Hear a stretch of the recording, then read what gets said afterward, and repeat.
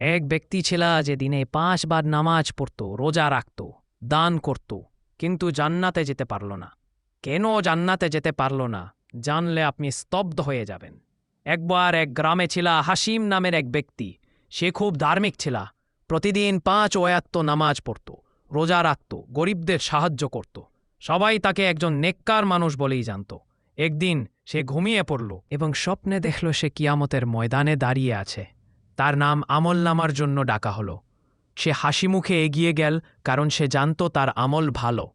কিন্তু যখন তার আমলনামা তোলা হলো, দেখা গেল তার সওয়াবের চেয়ে গুনাহ অনেক বেশি। হাসিম চমকে উঠল। আল্লাহ, আমি তো সব আমল করেছি, তাহলে কেন? মালায়েকা বললেন, তুমি আমল করেছ ঠিকই, কিন্তু এক জিনিস ভুলে গেছ। কি জিনিস? হাসিম জিজ্ঞেস করল। তুমি কখনো নিজের আমলের গর্ব ছাড়তে পারোনি। তুমি নামাজ পড়ে ভাবতে আমি তো ভালো মানুষ। তুমি রোজা রেখে অন্যকে ছোট করে দেখতে। তুমি সাহায্য করলেও সেটা দেখানোর জন্য করতে।